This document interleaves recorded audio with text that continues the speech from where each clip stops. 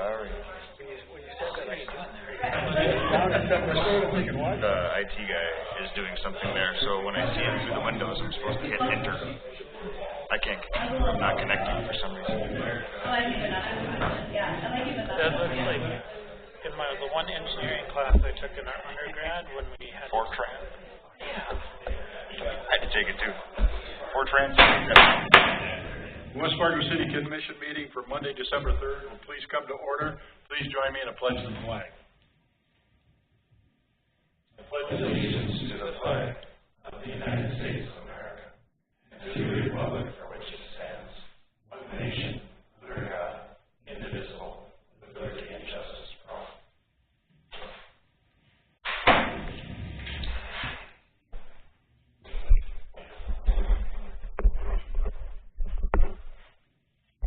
Before we begin the meeting this evening, I'd ask for a moment of silence, please, for the passing of the 41st President, George H. Bush, if you would, please.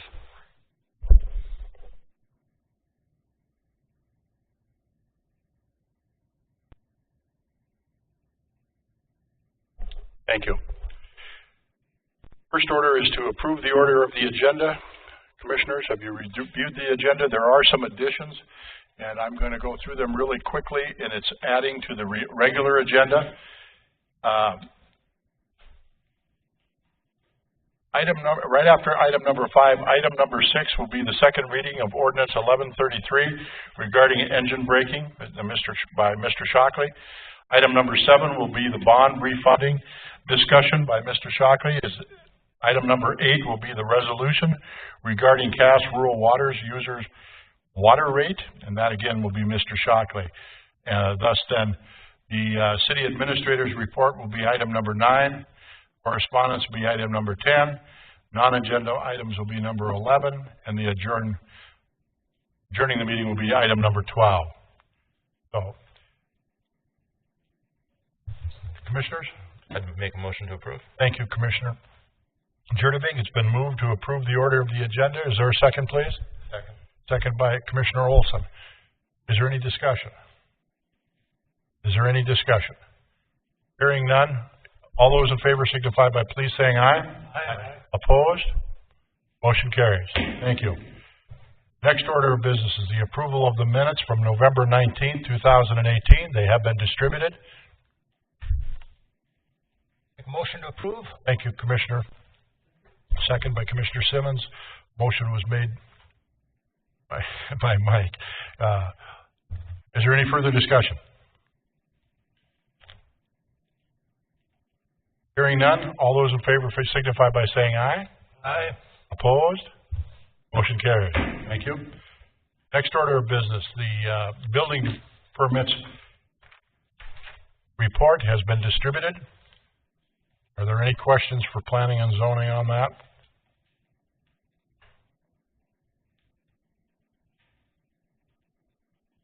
Will we accept? Thank you, Commissioner Olson. Has been moved. Is there a second, please? Second. Commissioner Jurdevig seconds. Been moved and seconded. Is there any further discussion on reviewing the monthly comparison reports for the building department? Hearing none. All those in favor signify by saying aye. Aye. Aye. Opposed? Motion carried. Thank you. There are no consent agenda items this evening, so we'll be moving directly into the regular agenda. The first order of business is a public hearing and first reading of the zoning of Eaglewood, 7th edition. Mr. Sober. Thank you, Your Honor. This application was received in order to accommodate the subdivision and zoning of the remaining Eaglewood area plan. Project here provides 83 lots for a mix of single-family and twin homes consistent with the surrounding development pattern and approved area plan. Plat also includes a retention pond needed to serve the Eaglewood developments as well as continuing the transportation grid in the neighborhood. The biggest benefit here being that the connection of 12th Street West will be realized from Highland Meadows all the way south to 32nd Avenue. That's going to be a nice connection, north-south connection for that entire development to get down to 32nd. At their December 13th meeting, Planning and Zoning Commission held a public hearing and reviewed the application and are hereby recommending approval with the conditions provided in the staff report. Tonight, a first reading of the zoning change is scheduled along with a public hearing.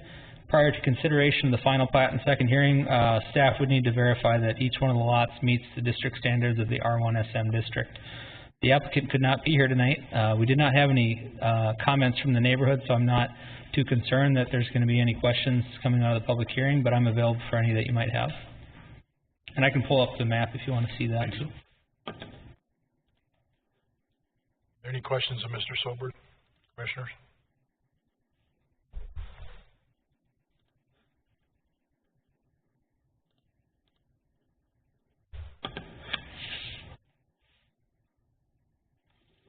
All right, we'll close the regular agenda then and move into the public hearing. Are there any public comments on the first reading of the rezoning of Eaglewood 7th Edition? Are there any public comments? Are there any public comments? Hearing none, the public hearing is closed. Again, commissioners, do you have any questions of Mr. Sobert? Tim, I've got one. There's a retaining pond in here. Where is that located? Retention pond I think you're drinking. will be located right in the center here of this map. Okay. You can see that large lot on the plat. Right, So there'll be That's where that's going to be. residential lots that will be backing up to it. And what we typically do in those, for information for the new commissioners, is we generally will have, the city will own up to the area, and then we'll have an easement for the high water mark, right? Do I get that correct? So the 15-foot easement to allow for bounce. 10 feet into the water. Yeah. So we have a small amount to allow for the bounce in the water as is needed. But they'll own into that water and can put riprap, et cetera, in there. So they're responsible for the maintenance and all that stuff. Of the shore. Shoreline, keeping the weeds down, all that good stuff. That's been the standard for our retention ponds in the city. Mr. Sobert, so in that discussion, do the developers normally communicate that to the buyers of the lots, or is there some type of communication that takes place from the city? That's a good question. Do you want to touch in on that maybe, Chris? It's the ownership of the city. There's been a number of citizens come in over the, with some of the other retention ponds. People move and come and go, and they don't understand, how, the retention ponds, who's responsible for what and what maintenance. So my suggestion is, as we move forward, that we either require the developer to communicate that to them, or we have to step up and do it somehow too. So that's my only point. Yeah, we currently don't have any process that we notify the property owners, except for when they call and ask, something like that. But we can go into something, door hangers, or we send a letter or postcard, something like that. Thank you. Mr. President, I could also come up with some language, I think, in the developer agreement that might tie that developer to that notification. Please, because, in the short term that we've been, the new commission has been in session, there's been 3 or 4, I think, that have come in. Yeah. So, Mr. Simmons. Yeah, thank you, Mayor. I would backtrack a little bit on that, Chris, because by the time we get a door hanger out or a newsletter, they already bought the property. So we're going to have to go to the developer and communicate with them that, about this. And I agree with the mayor. We need to, we've had people come in, and that was more of the cleaning of the ponds and knowing, and the fish on the side, fish kill, and so we definitely can do a better job, but I think we have to get the developer involved with that one. So by the time we do it again, it's over with. It's too late. What typically happens in the sale of these lots is this developer will not be the builder on these lots. They'll do a clearing of all these lots to different builders. But I think if we touch it at the beginning and require it, so I would probably recommend before the final approval that we add a condition that the developer agreement reflects that requirement. Good. Thank you, Mr. Silbert. What's the pleasure of the commission? I'll make a motion to approve with these 6 recommendations. Thank you, Commissioner Simmons. Is there a second, please? Second by Commissioner Olson. Been moved and seconded to approve the first reading of the rezoning of Eaglewood 7th Edition with the 6 suggestions by Planning and Zoning. Is there any further discussion?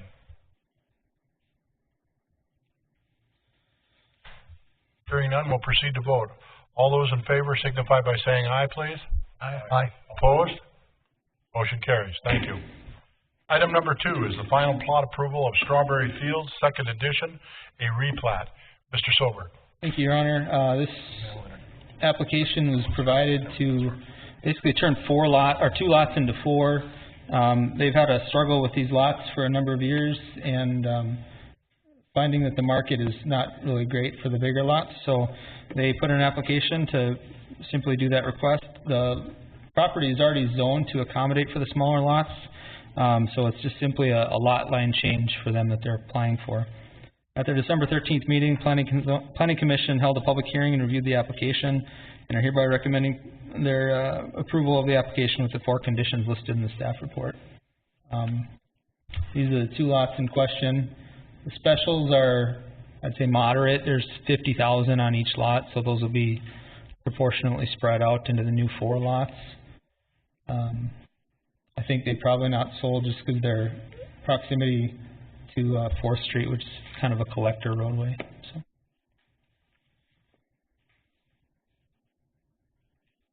Right. Thank you, Mr. Soberg. Are there any questions for Mr. Soberg? There's no public hearing scheduled tonight either on this, so there's no public hearing scheduled, so it's just a final plat review. There's no zoning or anything. So. But it is an actionable item, so. Commissioners? We approve. Commissioner Olson moves. Is there a second? Second. Commissioner Mike has got it again. And moved and seconded that we approve the final plat for Strawberry Field second edition with the 4 conditions. Any further discussion? Hearing none, we'll proceed to vote. All those in favor signify by saying aye. Aye. Aye. Opposed? Motion carries. Thank you, Mr. Silver. Next order of business is a parking reduction request for Jordahl Custom Homes and Meridian Property Management. Mr. Solberg. Thank you, Your Honor. Jordahl Custom Homes is submitting a building permit to renovate space at 2832 Cheyenne Street. If you recall, this was formerly occupied by Isle, Tile, and Stone. Jordahl and Meridian Property Management proposed to have their offices in the building. They're adding quite a bit of office space. Previously, our parking requirements were considered like for a furniture store, so they were quite a bit less demand of parking. But luckily for them, All Town Stone had a lot of pavement here, so Jordahl is able to provide about 87 parking spaces. That still doesn't meet what our technical requirement would be for the building. However, our parking ordinance allows for a reduction in parking if it can be justified. We use different sources to justify that. One of those is that we ask the applicant to provide a justification. I've provided that in your packet. The other one is that we look to the Institute of Traffic Engineers Parking Generation Manual. And I went to that, and in this particular case, they have a lot of studies on this. They've studied 176 different sites using a weekday parking survey. And what I found was our parking requirements are quite a bit higher than what the manual would tell us we should have.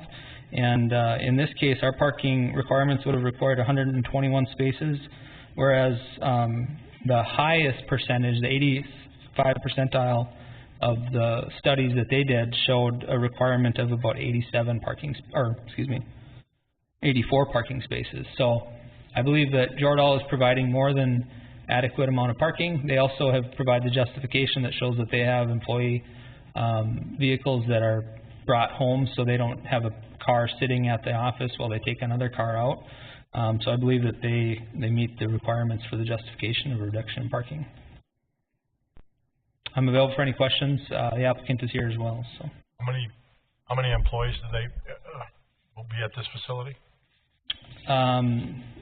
Mike, do you want to come and speak to that if you don't mind? I've heard a couple of numbers, so I'm going to let Mike Nelson from. My only concern is there allowable street parking to the immediate south of them? There's not a lot of overflow parking in the area.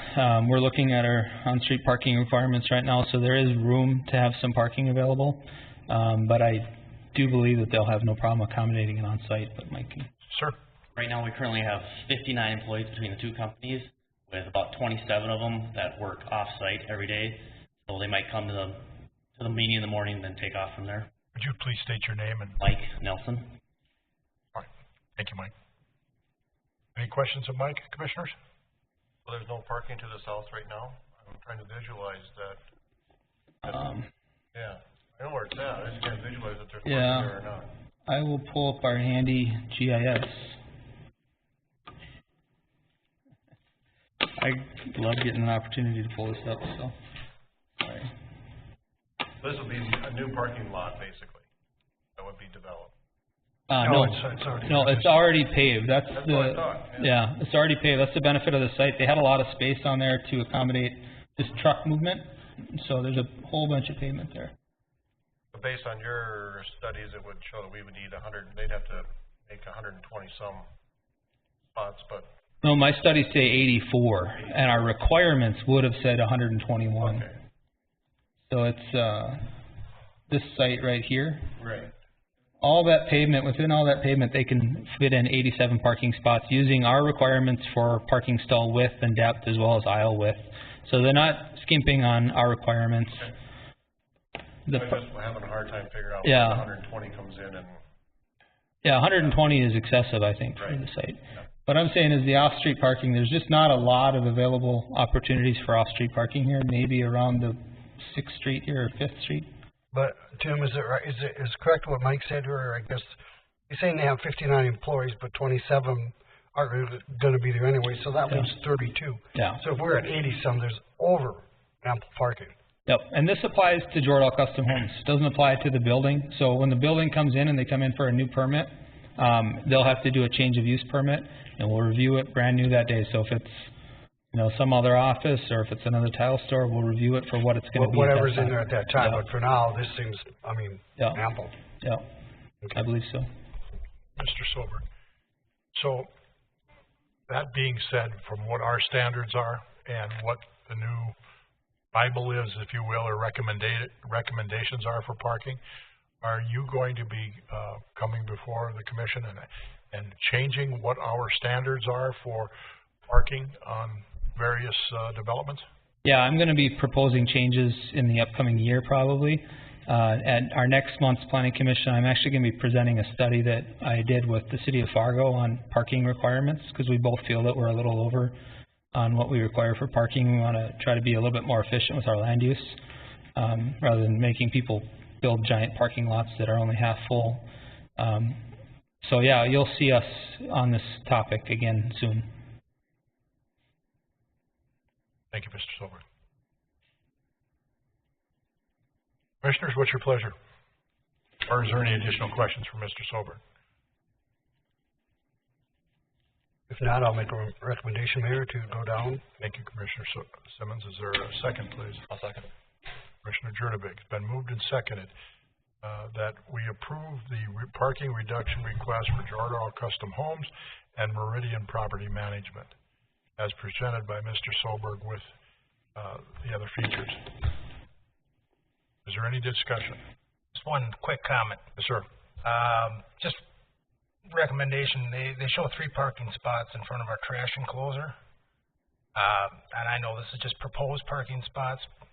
Please don't put parking spots there. We don't want our dump trucks to have to meander around 3 parking spots.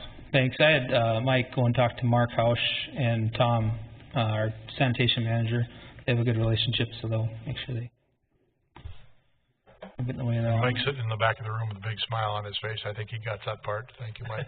Thank you. Thank you, Commissioner Thorstad. We have a motion. All those in favor signify by saying aye. Aye. Opposed? Motion carries. Thank you, Mr. Solberg. Next order of business, a liquor license ordinance amendment, discussion on proposed changes, first reading, and next steps. Mr. Shockley. Thank you, Mr. President, members of the City Commission. First of all, I'd like to thank all of the staff that were involved in working through this project. Tina wasn't able to be here tonight because she wasn't feeling well, but this has really been a collaborative effort with the police department, zoning, and many of the other departments have reviewed this. And really tonight I had 2 purposes: to give you a substantive overview of what our changes to our liquor ordinances are going to be tonight, and then really to set in place what we're proposing as a procedure, because we recognize that this affects a lot of our businesses within the community, both restaurants and bars, and then we're adding a new class of licensing, which I'll go into. But we wanted to give them an opportunity to provide some feedback on the changes that we're proposing, because we really haven't modernized the liquor licensing ordinances for a very long time. In fact, as long as I can remember, and that's been since 2004. And so it's probably time, given the changes in the community. And so I had forwarded to you the presentation that should also be in your packet.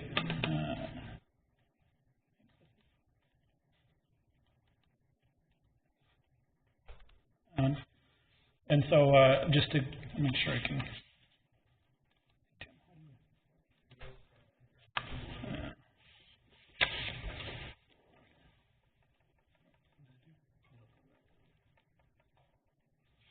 Sorry, computer problem.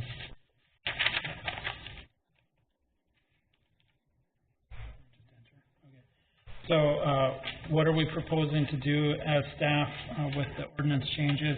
The first one is to clarify the barrier issues. This has been an issue that arises oftentimes with the liquor licensing. Specifically, our prior ordinance the current ordinance had been interpreted very strictly, in that technically the location in which alcohol could be mixed with drinks had to be separated by a full room or partition, and this doesn't match the current business models associated with restaurants. And so we added clarification, and I'll get into what the clarifications are. Added additional license categories.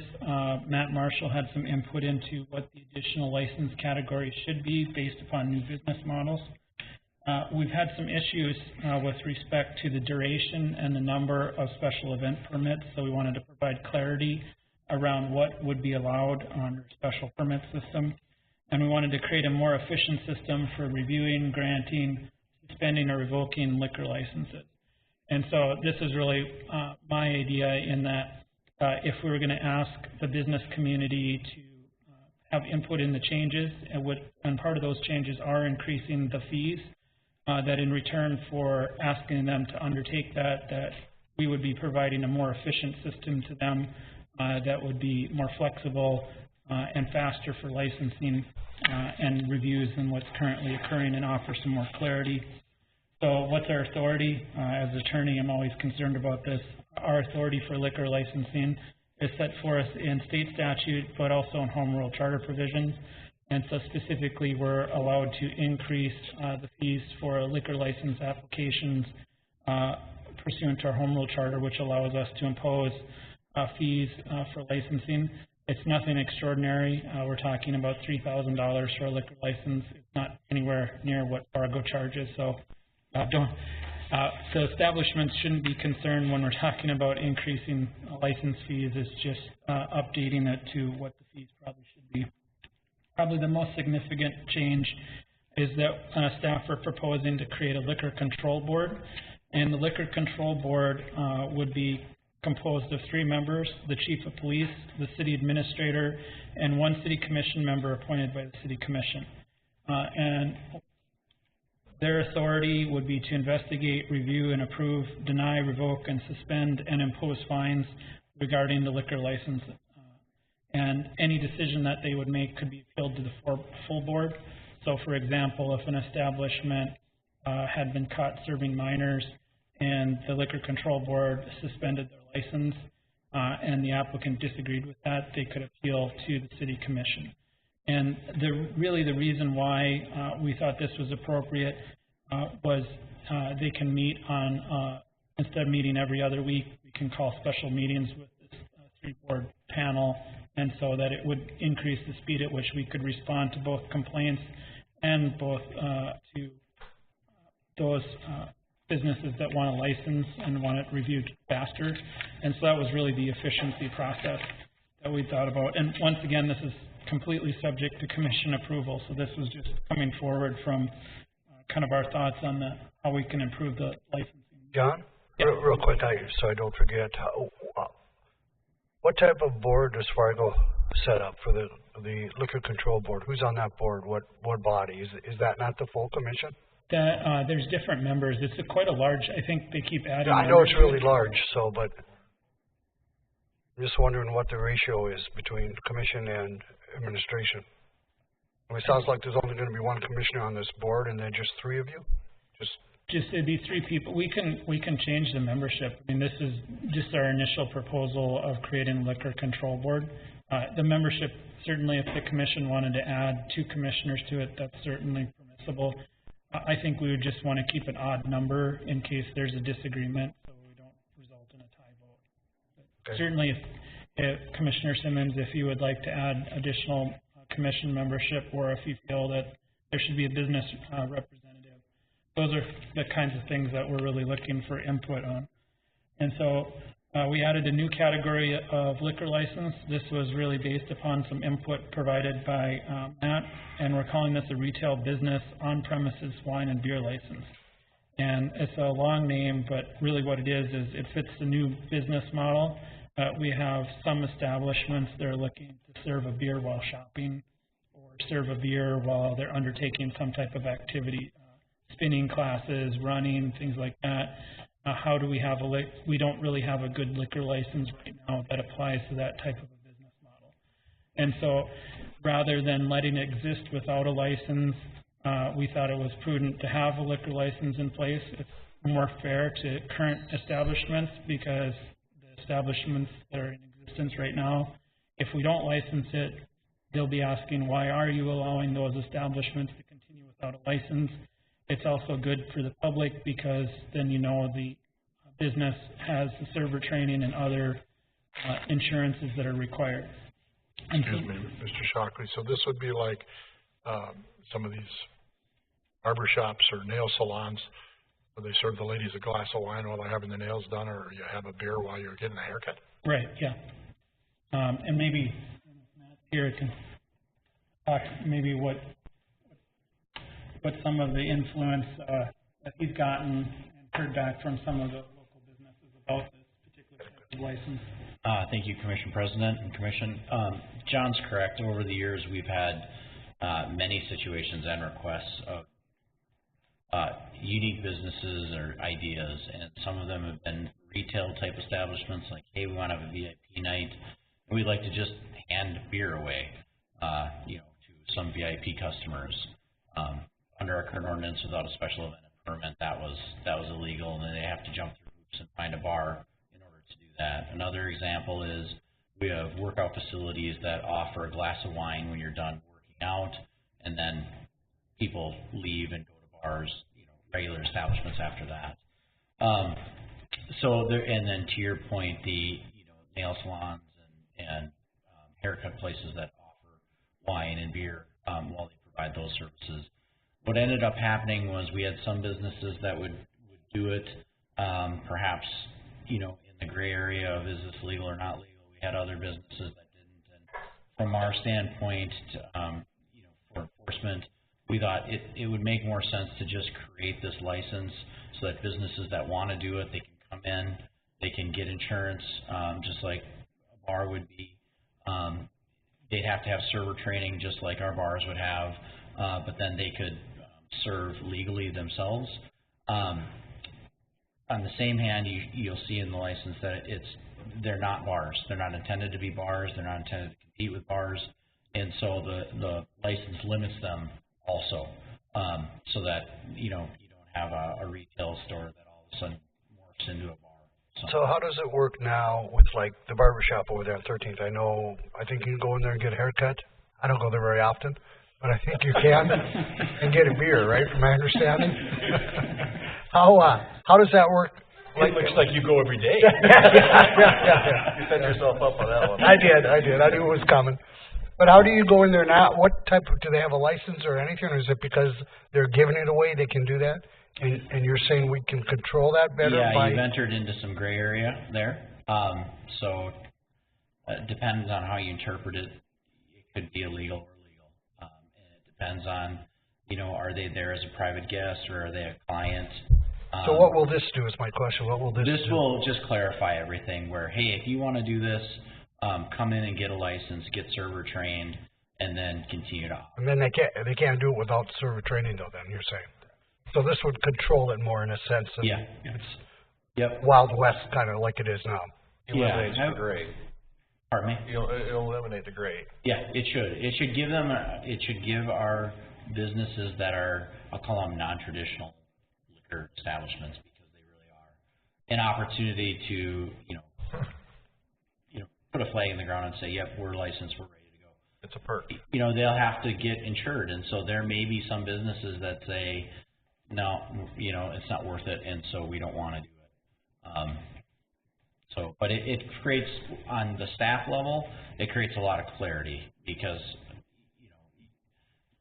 sometimes those who are left to enforce it, and I don't see he could talk to that, sometimes it's not always really clear what type of an event it is, or what's going on when they get there, and so this will hopefully clarify some of that as well. Commissioner Thorsten. Question regarding the age of patrons. A retail establishment, it could be a barber shop, you've got 8-year-old, 10-year-old kids in there, and you're serving alcohol to an adult patron. Is that a concern? How might we regulate that? I know that we're trying to clarify the rules better for like a restaurant or a bar that has restaurant-type services. I guess, is there any control on that commingling, especially of children within an establishment? Because some of those establishments we mentioned certainly have younger patrons. Yeah, it's a great question, and that's why we wanted to have a license in place so they would have server training, because right now those establishments are operating and they don't have any server training, and it's occurring, and minors can get in there, and it's treated essentially like a restaurant where drinks aren't being mixed, so it's beer or wine on premises. It would not include mixed drinks, and then they would be required to have server training and insurance, and just like a restaurant, if a server, you do a compliance check, if they serve somebody who's underage, they would be subject to a fine, and then they would have their license revoked. And so I think it really creates a good mechanism where those businesses that have perhaps maybe been operating in a gray area, it provides that compliance check, it brings it out of the dark, so to speak, they're licensed, and then we can regulate it and make sure that minors aren't being served and drinks aren't being commingled.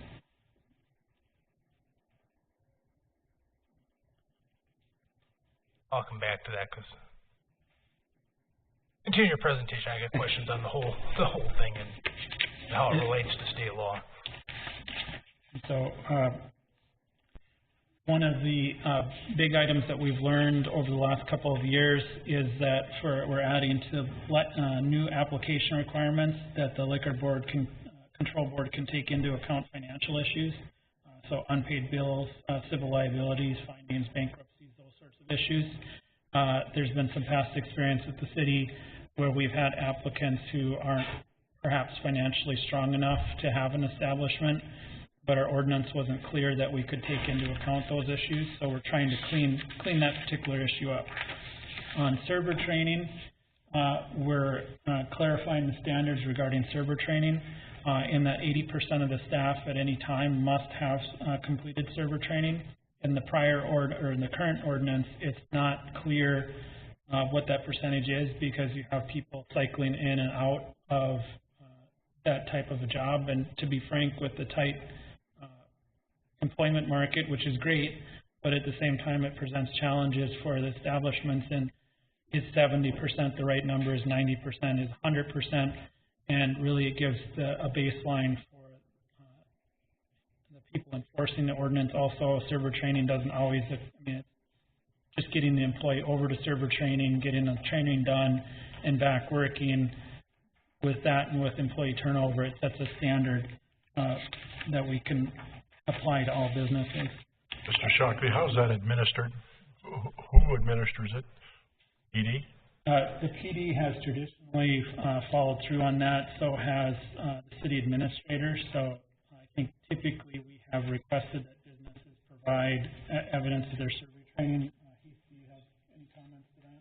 Stan does a yearly check with the establishments and keeps those records. A yearly check?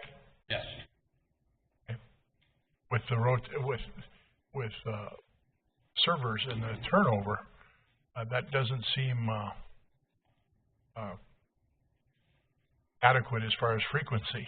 I mean, you see every establishment is advertising for help all the time. So it's once a year, Keith? That's my belief is Okay. on the review. All right, thank you.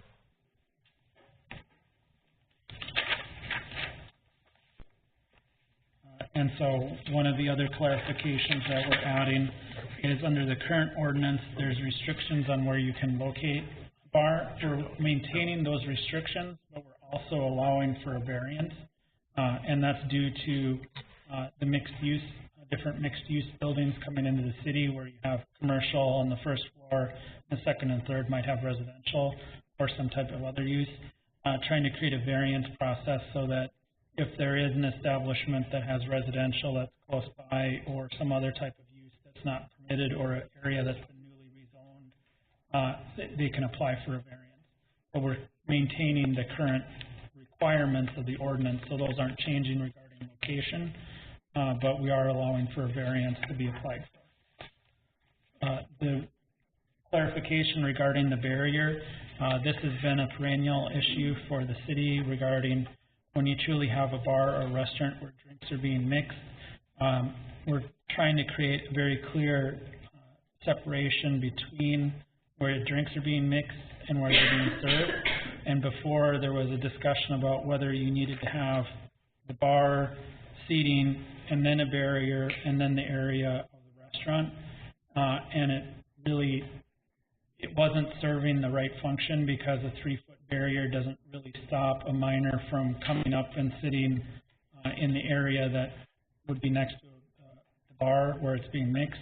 And so we clarified in the ordinance that where the drinks are being mixed, as long as they're separated by that bar, so underage person cannot go up to the bar and actually sit there at the bar where the drinks are being mixed. So that barrier is a barrier rather than having a separated barrier where one barrier, seating, and then the bar. And so that really fits what we're seeing as a model for most restaurants now. And this really just applies to the restaurants because in a true bar, minors aren't allowed in. So can they walk by the bar? I guess I'm thinking of a restaurant we have in our city now that we had problems and they went ahead and put up, I don't know, remember if we called it a fence, Mike, what we called it, but it's silly, quite honestly. And, so we have to be careful. I mean, some of the stuff you're doing, I just don't, honestly, I wish we would have some input from these owners as well, and I'm sure we haven't had any, have we? No, and the process that we're outlining is it'd just be a first reading to get input from the commission, and then we were going to have some meetings with the bar establishments, the restaurants, so we could get their input and bring that back. But without kind of the direction by the commission, the staff didn't feel comfortable really bringing that forward to the business owners. Because if you tell us that we don't want any of these changes, and then we wouldn't go forward with it. But to answer your question, Commissioner Simmons, yes, they would be able to walk by the bar instead. So you would have the bar, they just couldn't sit at the bar in the restaurant.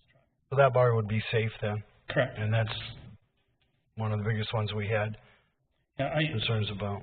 I kind of equate it to the Applebee's type of establishment where they have a bar in the center. You couldn't sit at the bar, but minors could walk by it to go to the bathroom. I think it's that way now, actually, isn't it? You can't go and sit at, like, Texas Roadhouse, I'll just give an example. They have a bar.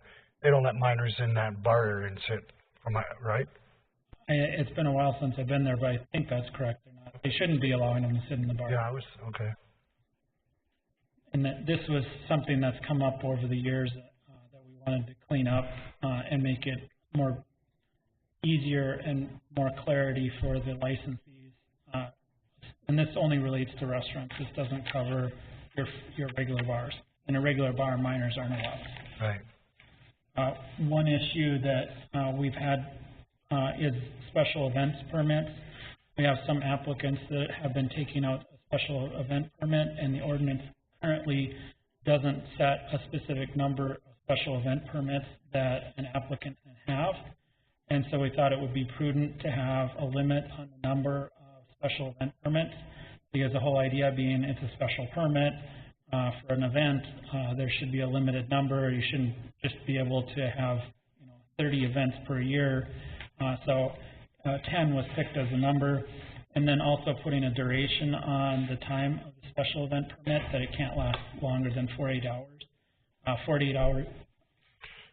Mr. Shockley, can you give us, is there an example you could give us of establishment in here in town of what they've done, if they've superseded this? Or, I have no idea. Yeah, Tina was here. She had, Matt has a, Mr. President, so we have two different types of establishments. And so one would be Harley Davidson. They do more than 10. Sure. They have hot Harley nights.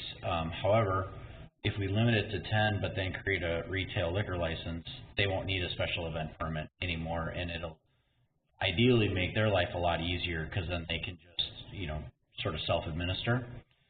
Then we have other establishments that, who I probably won't name a name, have leveraged the special event rules to get away from buying an additional liquor license, and then they just keep buying them continuously. So we have some that are exceeding that limit, I would say probably in a more genuine fashion, to the spirit of the permit as we put it together, and then we have other businesses are taking advantage of it just because it's easier than maybe going through the liquor license option, and that was really sort of why we thought maybe a retail liquor license would work for the city, is what we're calling it anyways, but it might not be retail necessarily. And then, if you have that liquor license available, then 10 should suffice.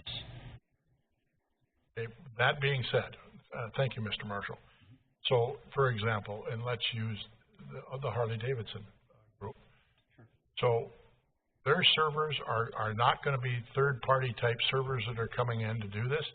Their staff, their bike mechanics, or their management team, whatever, salespeople, will go to server training.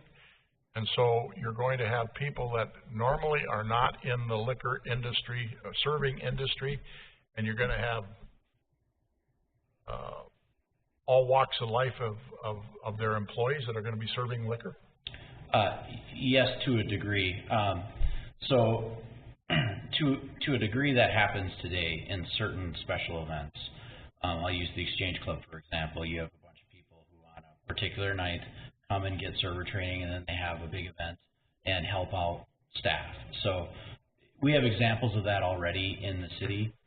If we were to use Harley for a specific example, they have VIP night almost every single Friday in the summertime.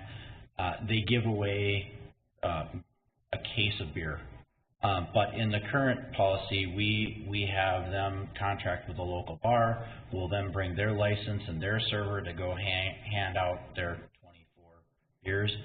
Those are sort of the examples we're trying to solve and make life easier for.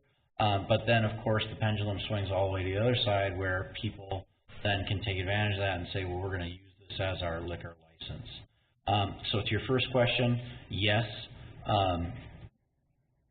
Right now they have people that are within their business that participate in that sort of training. But again, they have to get insured for this license, and they also have to have training. So, if they're working with their insurance company, and the insurance company says, no, we're not carrying liabilities for you to have the mechanic come up here and now be in charge, that's going to hurt their business. And so we're trying to open that up and clarify it a little more. Thank you. And I think that I already said this, but we'd be limiting the duration of the special event permit to 48 hours, just keeping with that. It should be a special permit. And then going to the last kind of big question is, what input are we going to get from industry? This is sort of a tentative schedule. We had envisioned that we'd have a first reading by the commission, kind of get your comments and feedback. What do you think? Are we heading in the wrong direction? Are we heading in the right direction? What changes do you want to see? And then we would, in the next couple of weeks, set up some meetings with the different classes of licenses, because each one has different concerns, whether it's the true bars, what kind of concerns do they have, the restaurants, and then some of these other retail businesses, get their input, and see if we can't make some changes to the ordinance based upon their input, and then bring it back to a second reading for the commission. And we haven't set up any of those meetings. I have been contacted by a couple of establishments that are excited about the change and would like to have an opportunity to provide some input, but wanted to make sure the commission was on board with looking at changes before we went out and started meeting with them. I can certainly make whatever changes you'd like, but this is sort of our starting point from a staff perspective. Comments? Please. Number one, on the liquor control board you're proposing, would they actually issue the license, or would they forward a recommendation to the commission for action? As we have it currently drafted, and this is certainly up to the commission, we have it currently drafted where they would be issuing the license, but we could certainly have them make a recommendation and forward that to the commission. Just want to know what their power would be. I guess the other thing is, as far as who's allowed into what, and the way we're discussing here, I get a little apprehensive. We're going to start allowing any retail business to think they have to serve a beer to supplement their business. I don't agree with that, and I think it's getting really, really cloudy to try to accommodate a lot of people, but and that's something we can look at the ordinance and discuss. But local control, like we've got the home rule charter, that doesn't trump state law, though, does it not? In certain areas, it does. And okay, for instance, I pulled it up here, and North Dakota Century Code, Chapter 5-02-06 talks about prohibitions of individuals under 21 in establishments, and it allows it with a guardian, and if the owner of the premises allows it, and it talks about food, and again, it's maybe something you want to look at. It also talks about it can't be there beyond 10 p.m. I know one of them we've got, so you have to be out by 11, so that's not congruent.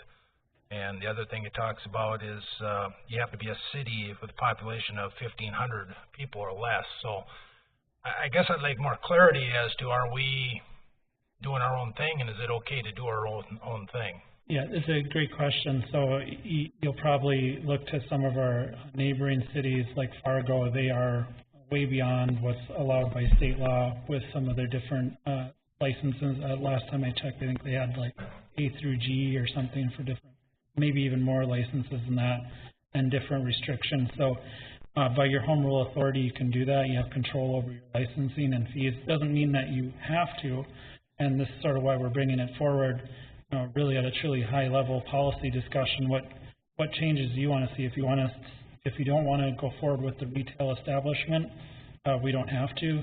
That was just something that Matt in particular had been hearing from some of the local businesses. And I think there was some concerns from an enforcement level. If you have somebody who's giving haircuts and they're handing out beers, do you want us to go in there and say, stop, you can't do that, period? Or would you rather have us issue a license, get them training, and do compliance checks on them from time to time? It's truly a policy decision for the commission.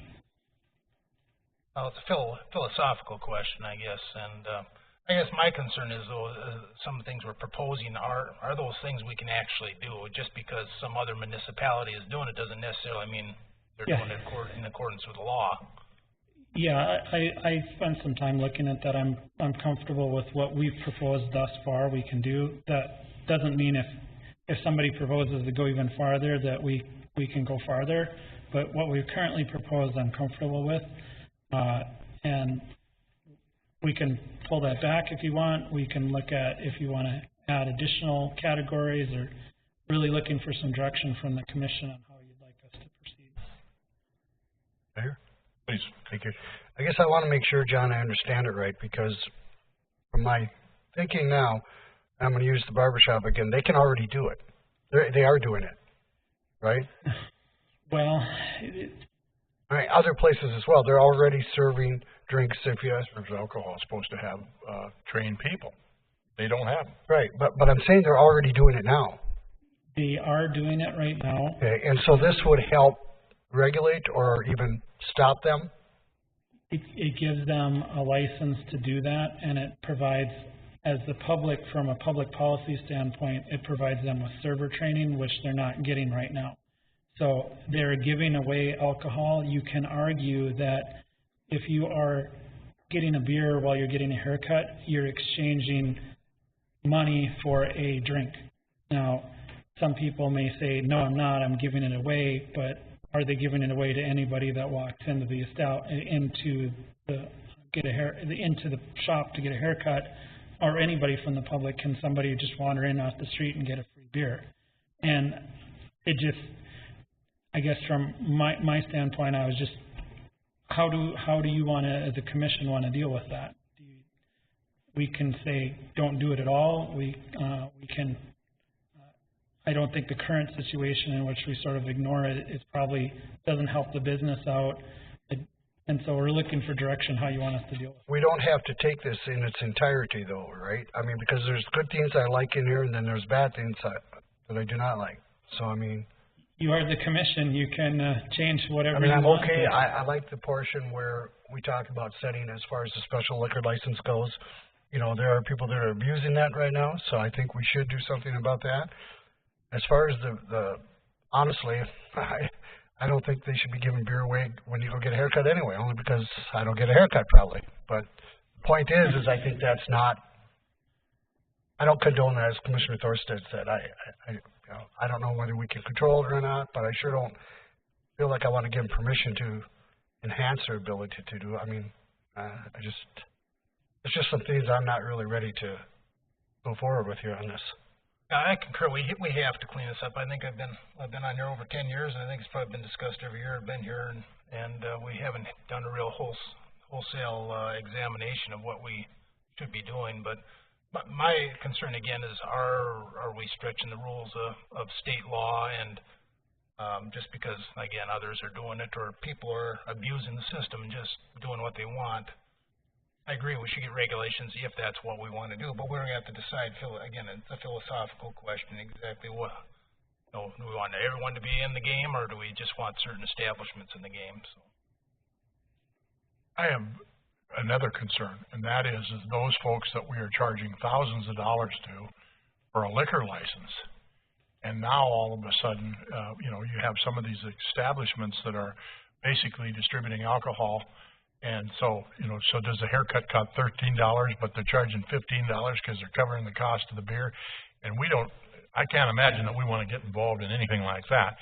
And the other thing is that I'd be concerned about is that, say, for example, you could pick any of these strip malls here in town, that if a nail salon starts serving alcohol or whatever, and the next door neighbor is a daycare or something like that, then all of a sudden we're dealing with some of the issues that we've been dealing with for a number of years now, with loud noise, people that have been consuming alcohol backing out around a daycare. So I think that there's some real vetting that needs to take place here, and I think Mr. Thorsted's choice of words is to be well taken, is that this is a philosophical thing that we have to deal with. And I want to be respectful, because obviously we want to be as open for business, if you will, and conducive to the business community as we can be. But there are, I think it needs some more vetting. I really, truly do. So, okay. Mr. Shockley, we keep interrupting your presentation. We apologize. No, the questions are great. I think we're just at that question stage, and I guess from my standpoint, what we're really looking for is some direction. I suppose some of the options are, you could think about it for a couple weeks, come back with some ideas. You could have us go meet with businesses. At this point, I think we've flagged up all the issues that we're seeing that we need some input on, whether that's from the commission, whether that's from businesses. So I think at this point it's really, where do you want us to take this? And should we be taking it? I do believe that the point that Commissioner Simmons made, that someone that presently holds a liquor license in the city of West Fargo should be a part of the discussion. I agree. I agree with that completely. I think I would like you to go talk to the businesses. I'd be okay with that and get their input, and just come back to it with what I think there's going to be a lot more problems than you realize with this, but We definitely need their input. They are the industry. Our city is growing very rapidly. I have no problem with the liquor authority. I do think it should be bigger than 3. I do think it should be at least 5. And because that way we can get the mix of what some of the discussion that we've had up here. So we applaud you for your efforts, John, but like you said, it's preliminary, and so we get a chance to visit about it. Yeah, and these sorts of big wholesale changes are always challenging because we're changing the status quo, and this isn't by at any means set in stone. We're just kind of looking for everybody's input. I think we know what the problem is. We're trying to figure out what the solution is, and the first step is to kind of identify the problems and then figure out a method to solve that problem. I also believe, John, there should be 2 commissioners on there, just for the variety of the commission itself, so we hear 2 sides of the story. And I believe that's what Fargo has now, is a membership of 5 with 2 city commissioners. I can check on that, and we can then set up some meetings with, my recommendation would be to look at different types of license holders, whether it's bars, because they have different concerns than restaurants, and then maybe do some more kind of information gathering from the retail establishments, and then come back to the commission maybe at the January meeting and report back what we've heard, what the input we've gotten. Because you don't have to check on it, John, because it's 2 Fargo City Commissioners, 2 Fargo Police Chief, City Auditor, and the Director of Environmental Health. Okay. So that's who's on it. So we thank you for your efforts on that. Thank you very much. The next order of business, this is not an actionable item at this point, right, John? Just a discussion. Yeah, I mean, we put it on the agenda as a first reading, but you don't have to have a first reading. We're really looking for some input in how the commission wanted to proceed. I would ask the commission if they would like it an actionable item, that we continue to pursue this, or is this something that we're going to, that if the pleasure of the commission is to maintain what we've been doing, but I would like to look into it, absolutely. I mean, I think we need to do that. We have a consensus on that. Thank you, John. Thank you. Next order of business is number 5, the sales tax ordinance amendment. Mr. Shockley again. Thank you, Mr. President, members of the West Fargo Commission. You'll probably recall from some of the news broadcasts that the United States Supreme Court had ruled earlier this summer in overturning a North Dakota case that was Quill versus North Dakota. That original case back from the 90s had held that states could not collect sales tax from internet sales. That was overturned, and the state of North Dakota legislature had put in place a statute that was really set for whatever that decision would be. If the decision was positive in the favor of states collecting internet sales tax, it would spring forward and the state would then be able to start collecting internet sales tax. And so the state provision is now effective, and we're proposing some minor ordinance tweak to add in the state law so that we are very clear that we are able to collect the revenue that's generated by internet sales tax. The state tax commissioner has taken the position that they don't necessarily know if their position is that North Dakota cities don't need to take action, but my concern with that position was that each ordinance for each city is slightly different, and so we wanted to take steps to make sure that we were incorporating state law provisions so that if a local business tried to challenge us and say, what authority do you have to collect sales from these types of transactions, that we would be able to point it out in our ordinance. And so I made some very minor additions to our ordinance that that really pull in the state law requirements to allow us to collect the internet sales tax. And so today I got a couple of comments from Commissioner Thorstad that were really good regarding delivery of items under our use tax. So our sales tax really comprises 2 elements. The first is an actual sales tax that's imposed upon the transaction itself. So if the transaction occurs within the city, you tax it, and then if it's delivered, that's the use tax. So if something comes in and it's delivered, you get charged a use tax. And so just making it clear that any internet sales tax, our sales and use tax applies to it. It's a relatively simple amendment. Handed it out. It was also included in your packet. I can answer any questions, but my recommendation would be that the city enact it so that we can take advantage of those internet sales tax collections.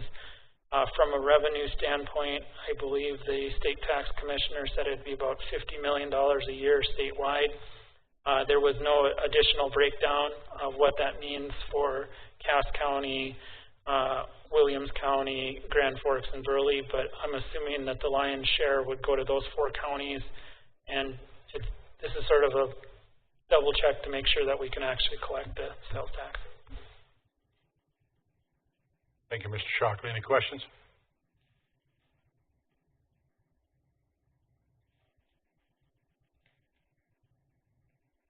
What's the pleasure of the commission? Make a motion to amend our sales tax ordinance as written by John.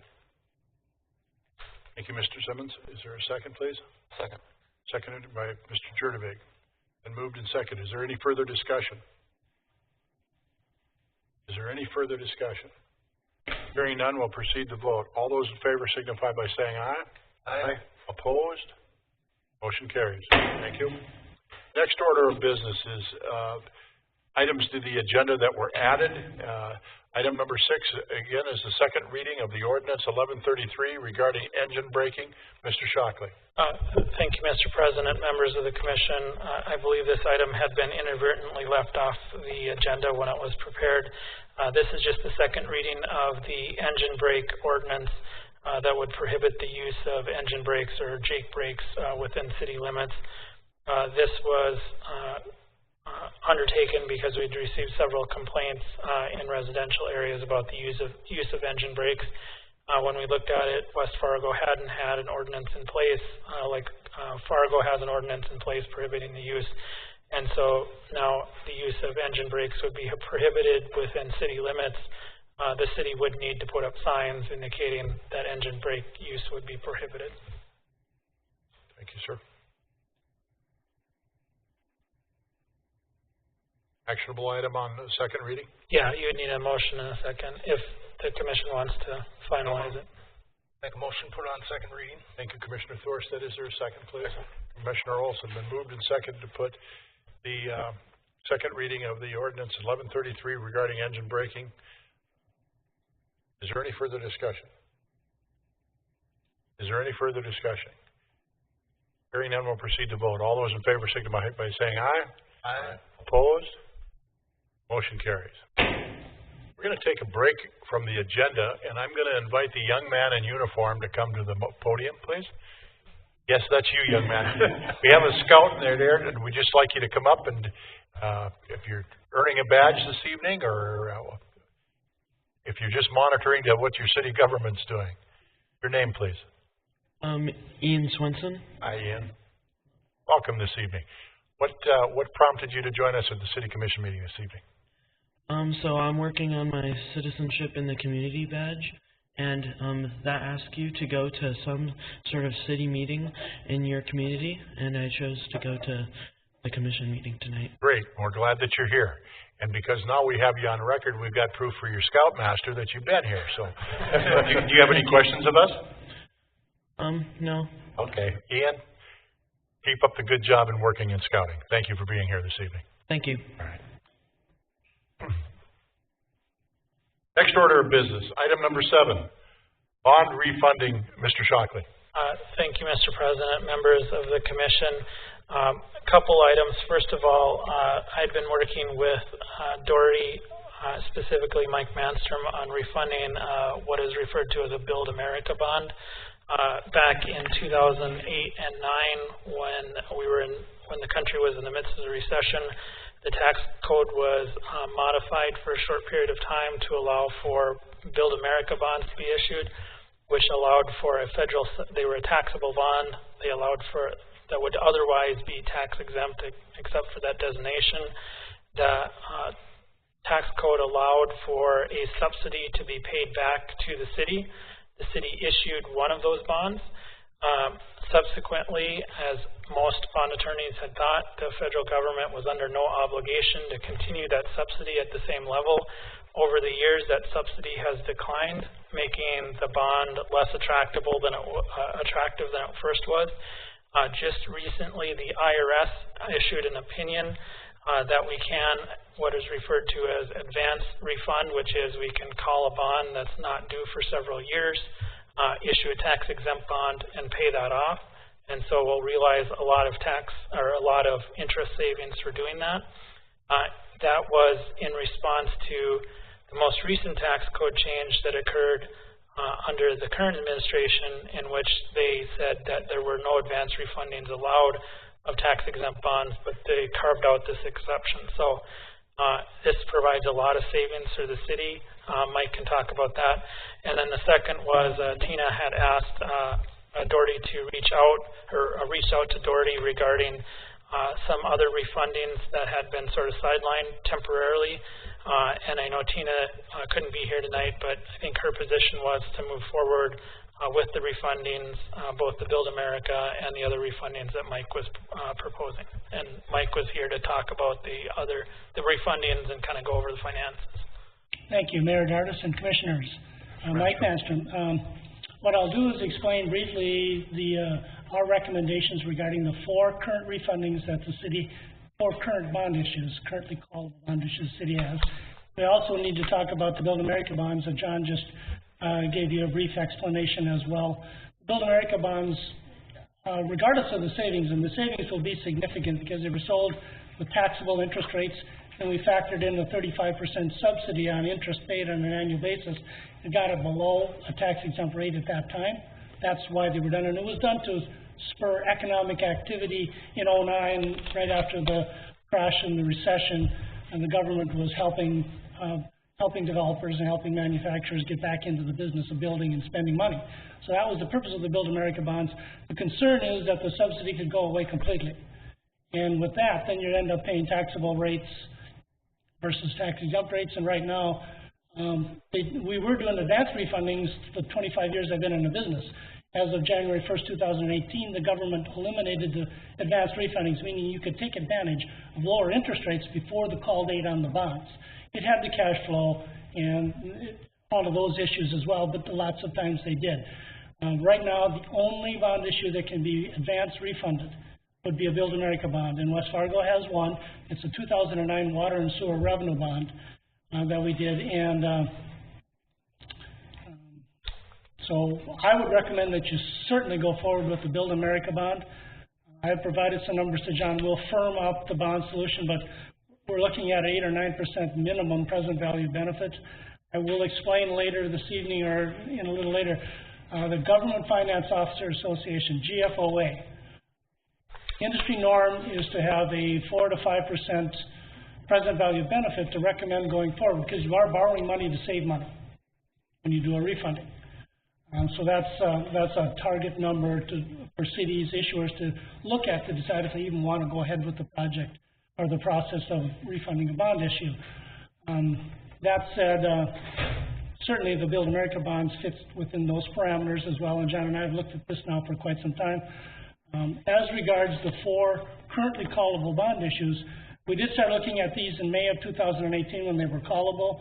At that time, city, and I would like to say that when we do an issue, there is always consensus between city administration, Mr. Shockley's office, before we come to the city commission to even get authorized to move forward with conducting the bond sale. And then we come back with the bond sale results, and you're still in the driver's seat to accept or not accept interest rates that we have obtained through the bond sale. So with that said, the 4 bond issues that are currently callable, 2 of them don't work. I have the I did hand out, we ran a solution for you. Just look at the first page. The 08C, 09C, 2011C, and 2012A. When you run current interest rates against those, when you run the interest rates from 6 months ago, they still don't work. They have negative present value benefits or minimal present value benefits, so you certainly wouldn't want to aggregate the 4 and do a refunding. The 2 remaining issues that are out there, the 2008C and the 2009 C. That's the second solution. That clarifies what we're looking at. Those two do work, and those are the two that I talked in May to the city about. We decided at that time that the city was very busy with the new construction issue, which was a $23 million issue in the 18 special assessment districts, and the Cheyenne Road project was going on, that we would look at it again later in the summer, early fall. Refundings don't go away. Opportunities to realize savings can change as you delay a refunding. It could go up, can go down, but right now we're certainly in a interest rate scenario where rates are trending up, slowly but trending up. However, if there was a downturn in the stock market, there would be a flight to security. Interest rates on muni bonds could come down. That said, of course, you want to go with the general consensus, kind of do them when you want to, if they merit moving forward. As you see, the 08C is minimal, not minimal, but it is I've got a 3.8 present value benefit, so that sort of fits within the industry norm parameters. May not recommend doing that one on its own, but if you look at the 2009C, that's a 6.5% present value benefit, and cost of issuance are sort of melded together, so it helps to bring along the 08. So you do have some savings on the 08 and a chunk of savings on the 09C. Now, when you condense this to 2 bond issues rather than 4, and rather than $20 million, rather we're looking at $7 million right now, $110,000. Bond discount is significantly lower. 1% of $7 million is much lower than 1% of $20 million. Cost of issuance on our side are significantly low compared to the rest of the industry. We take the position we'd like to do all of your business rather than just a part of your business. So we're always consistently very, very competitive in our cost of issuance. To get to that point, I would like to adjust one more thing. There's 2 ways of selling bonds. There's a public sale method and there is a negotiated sale method. And I handed out an August 18th bond buyer article, which you can read later. Even the industry looks at it from both directions. For the city of West Fargo, and I and my partner David Duran, who John has worked with for years as well, and the 4 of us work on the city of West Fargo's issues exclusively for the city. We have always gone forward with a public sale for all of the city of West Fargo's taxing entity, special assessment, refunding improvement bonds, general obligation, wherever your unlimited taxing authority is dedicated. Because with a public sale, we prepare an official statement, all of the information regarding the bond issue, the economic activity within the city, the ratings report. That gets mailed out, and it goes to a couple of MuniOS and Ideal. Those are internet sites that underwriters from throughout the United States look at when traders are looking to see what they want to buy. But they don't sit and page through the OS and look at the security thoroughly. They may just look at the Moody's rating, which is why that's so critical, and we always talk about it. But the public sale will then be a bidding process. You set a date, and you're 6 weeks out. You set a date for the sale, and you have decided that that's what you're going to do, the bond sale, and then the traders know, and they can spend some time working on the bond issue, or they can just rely on the rating on the bond issue to determine if they even want to bid. And then bids are accepted and tabulated on a specific day at a specific time. But because of the security of your taxing authority, you always get, especially with an A rating for the city, you always get lots of attention. We've always had 6, 7 underwriters participating, which means you're getting a competitive bid. You've got lots of interest from throughout the United States. There's also negotiated sales. And we do a number of those and have done the refundings for the city of West Fargo as a negotiated sale. In the industry, the norm is revenue bonds, sales tax bonds, water and sewer bonds. Wherever the revenue stream might be somewhat difficult for an investor to understand easily, maybe it's an issue where the underwriter, because of the time it takes to explain the security, they need more time.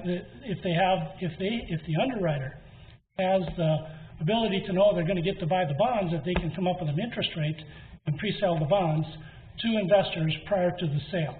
You take way more time, you spend much more work on their part targeting a specific market for that particular bond and explaining, and that can change. You might have a debt service coverage table of 1.20 on a water sewer bond. That might be a little bit tough. The industry likes 1.5. If it's got 2 times coverage, that's great. It'll be easier to sell. But still, if you do a negotiated sale, you can pick the market, the timing of the market. And we can come back to you on a day that we consider the most cost-effective day to price the bonds. In a public sale, you set a time and you're driven by that date. If you cancel the sale, which of course you can, the market's not going to look at the sale if you reschedule as seriously, unless of course it's a 911 event, something along those lines. So when you pick a public sale date, you want to know that you're going to have interest, and you don't want to have but a security that may take a trader more time to explain to the investors why this really is a stream of revenue. That's what's done on a negotiated basis with a revenue bond, and it's also done with refundings because refundings are so sensitive to a specific date. And traders know the market, and they will look and say, you know, if there are holidays coming up, we don't want to price bonds before the holiday. We don't want to price bonds shortly after the holiday because everybody's gone and nobody's around to take interest. You can pick your market, you can pick your timing, and then of course, I've been in front of you saying we're going to generate X amount of savings, so we've got a number to target. And we'll work at getting that number, because if I were to come back and say I could get you $600,000 in savings, and I come back with $300,000, you can tell me to go home and I don't charge a fee. So it's our interest on a negotiated basis to come back with the interest rates that we have proposed. Mike? Going forward. I'm sorry. Yeah, Mark. Are you considered our municipal advisor then? Would you consider yourself that? I am both. I have a Series 7 securities license, so I am also an investment banker when I'm on the underwriter side and doing a negotiated sale where Doherty is purchasing the bonds. When we do a public sale, I have a master agreement, a municipal advisor agreement, which the city signs also prior to the bond sale. Then I'm a municipal advisor. Doherty cannot bid on the bonds. We present those bonds, that OS, to the market, and Robert W. Baird and Hutchins Johnson. So is your fiduciary responsibility to us, I guess, is kind of what exactly, it is. Both. That's, okay. Whether I'm working as your investment banker on the negotiating side, or whether I'm using my Series 53 license as a municipal advisor on a public sale side. Okay. The SEC has a rule, don't quote me, but I believe it's G41. It'll be easy to understand. It is the municipal advisor's first and foremost responsibility to act in the best interests of the issuer. Now, that can be how they set their fees. That can be the interest rates that they project. I actually read an article one time where an advisor went to a city commission meeting, and he came in with much higher interest rates and lower savings, and the city asked why, and he said, well, the market moves and we can't do anything about that. Those days are gone. We are far more regulated than in the past. And so with my compliance department and underwrite at Doherty, our 25 years of working for the city of West Fargo, I would certainly like to continue to go forward. I recommend, after John and Tina and city administration has looked at our proposal seriously, and then come to you guys, and we could authorize to move forward with the current refundings, which we are suggesting this evening, as well as the Build America bond refunding. And we'll get moving on those as quickly as possible. And that's where I'm at right now. I think I explained basically the two issues that don't refund. You can look at it like this. Those are good for the city. The two issues that have low present value benefits or negative present value benefits, they had too low of interest rates in the beginning. You're not paying, so you had low interest rates when you sold the bonds. That's why they're not refundable today against these low interest rates. So that's good. Now remember, these issues have 15-year maturities remaining. They mature, the two that are still out there, 34 and 36. Interest rates go up, interest rates go down. We'll continue to look at those. We can come back to you with a 5 or 6% benefit on those. Be very comfortable in recommending going ahead with them at that time. So I guess, Mayor, John, are you recommending, and Mike, that we move forward on these two tonight, you mean, or are you still going to? When I spoke with Tina, we were both comfortable with moving forward as presented. I would especially on the Build America bond, there is a tremendous opportunity for savings. And to be frank, given where Congress is at now with the budget, I think that it's fair to say the federal subsidy will continue for the Build America bonds to be cut back even more. And so the original benefit that was received in 2009, that's steadily being eroded. And so that one clearly you want to go forward with. I know Tina was comfortable with the other two. And really, I think that we should go forward at this point in time. So. The three of them? Yeah, so it'd be the Build America bond, which is a revenue bond, and then the 2008C and 2009C. Okay. So refunding these bonds is basically like refinancing a home? It is, exactly. Remember, it's not like the city is going to get the savings that I propose, or that the present value benefit in dollars doesn't come to the city at closing. It accumulates over the life of the remaining maturity of the bonds. Every year, your payment is lower than the old payment, so that difference goes into the sinking fund, so you'll have a larger sinking fund balance at the end of the maturity. That's called future value savings. You don't really realize that till the bond issue matures. And I think one thing to keep in mind is that in the 2009 through 2015, we had historically low interest rate environment. So a lot of those bond issues just frankly don't work because the interest rates were already so low. I don't think looking forward 10, 15 years that we'll see that low interest rate environment, but I don't have a crystal ball, so maybe we will, but I don't know. That was very historic low interest rates. And so just in general, how the process works is if you want to go forward with it, we start putting together a resolution. An OS gets put together. We set a sale date, come back to the City Commission.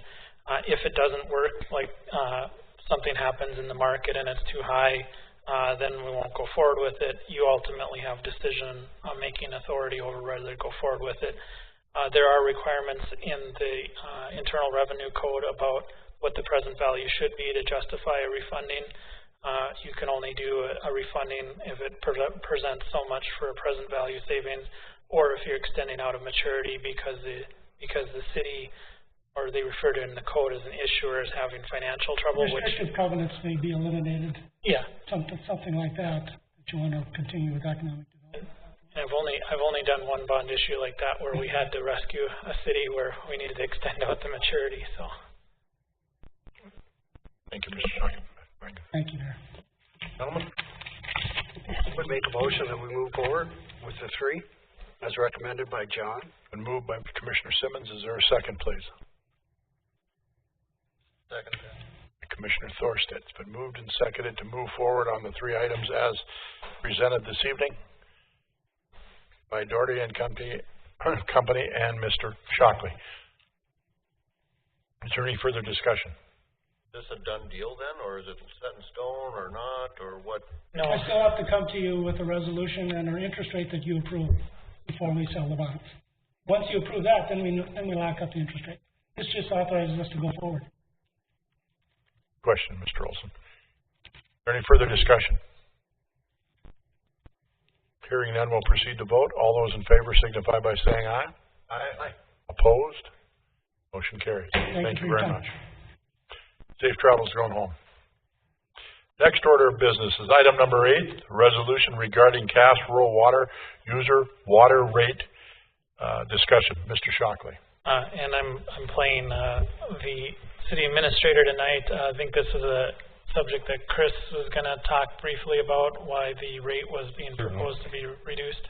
Cass Rural Water approached us about securing a bulk water sales rate for their subdivision in the wilds south of 52nd Avenue.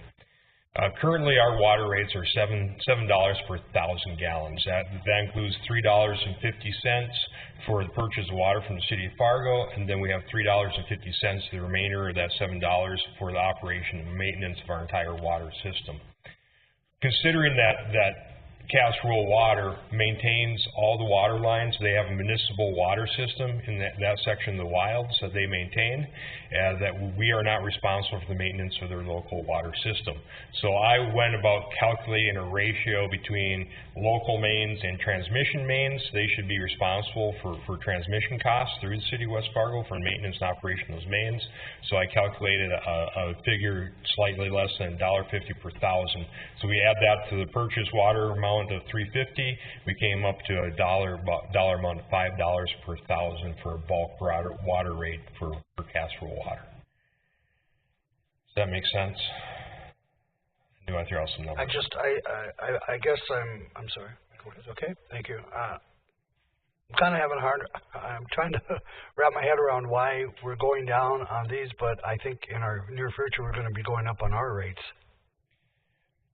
Well, like I said, right now, that's just currently, we charge all our citizens $7 per thousand. Okay. And that includes all the operation and maintenance of the local main in front of your house.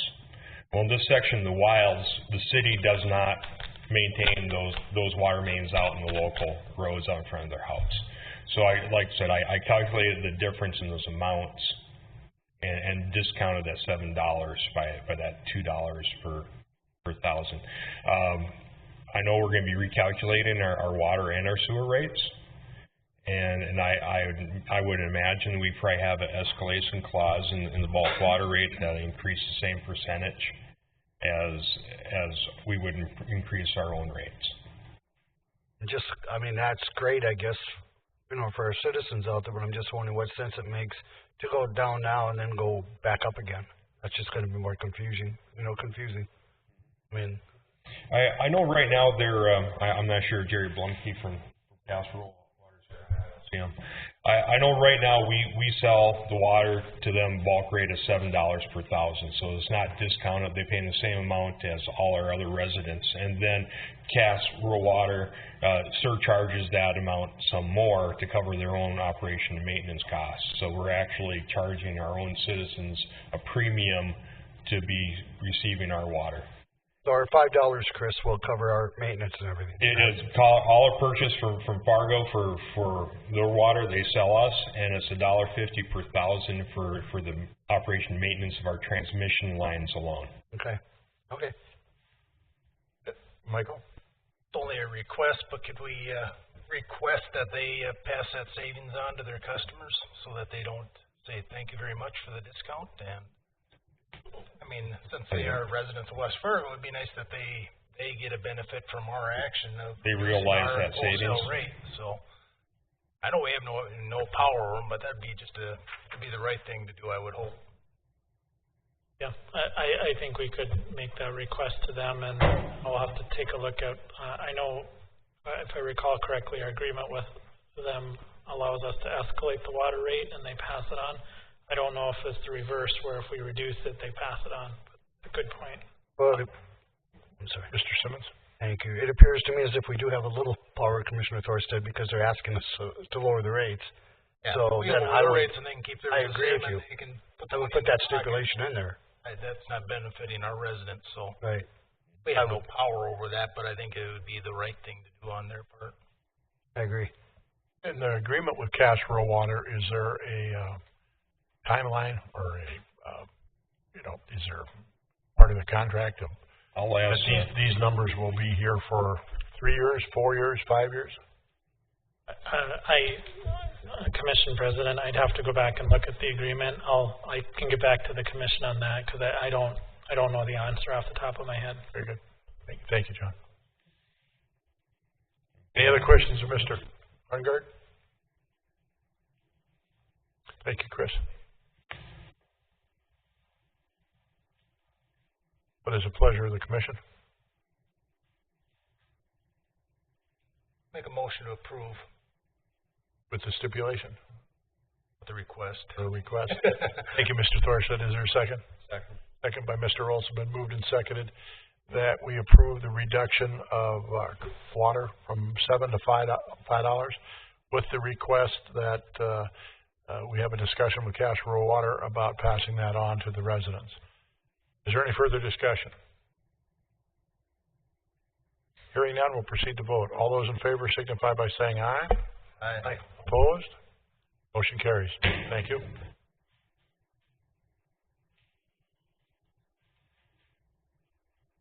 Next order of business is the city administrator's report. And Chris, were you going to give something for Tina? I have just a couple quick items. We had a update today in our core area infrastructure master plan that was being done by Advanced Engineering. To query some of your memories here, this master plan is determining the priority and the cost for reconstruction of our core area town. We have a large amount, we have concerns, there's a large number of clay tile pipe out there that's deteriorating. There's parts of it where the entire top of the pipe has disappeared. And looking at some of the footage today, we even found a stuffed animal in the sewer. How that got there, I'm unsure. But there's so that process is nearing the end. They've collected about all the data. They've analyzed about 40,000 linear feet of sewer main, as they're starting to layer in the water, the sewer, the storm sewer, and the road conditions. They're looking at late spring time frame for being complete with the study. Coming here in January, they're requesting to meet with the street sewer and water commissioners for a brown bag to update, bring you guys up to speed exactly where we're at. And we're also going to be having a project prioritization matrix meeting here in middle of January. And that's when we weight the different categories to how they rate all the projects. So that project is coming to a close quickly, and there's a component on there talking about financing. So they're trying to investigate different alternatives for financing, if it's the prairie dog bill, if there are state water commissions, revolving loan funds, whatever's out there, and they're trying to tie it together in a package. So that should be coming up fairly soon. Have anything to add, Dustin? You were at the meeting also? Well, one of the items they did specifically say was regarding funding. That is all they're going to do is identify there's a half a dozen different funding mechanisms available, but it will be up to the city to explore those funding mechanisms and decide what is best for us. So they're not going to go through and come out of this study with the magical answer of this is how you should finance this particular project, that particular project. It's going to be to identify what options are there out there in North Dakota, and we'll go from there. Thank you. Any questions from Mr. Bregard? Anything else for us, Chris? That's all I have. Thank you. Are there any non-agenda items that any of you commissioners have, or bring up? All right. I'd entertain a motion to adjourn. I move we adjourn. Commissioner Olson, is there a second? Second. Commissioner Turvey, thank you. Don't need any discussion. We stand adjourned.